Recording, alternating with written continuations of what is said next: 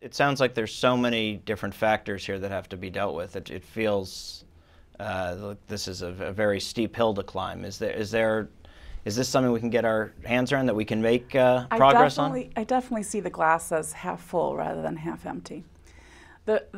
Clearly the agenda, what we're trying to accomplish with malaria, has shifted over the past decade.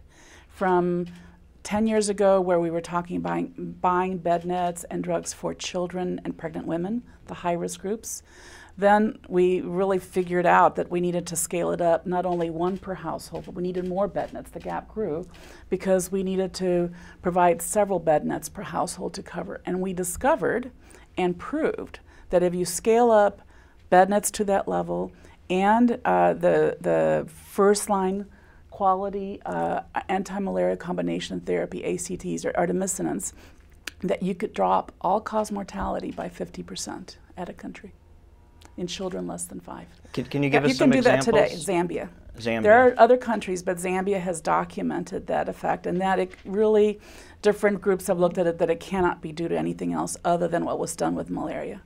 So now the next challenge is, do you sustain that forever, or do you begin looking at how to use drugs, available drugs now, drugs that could be improved or be developed, to actually knock out the parasite from the communities and begin clearing it?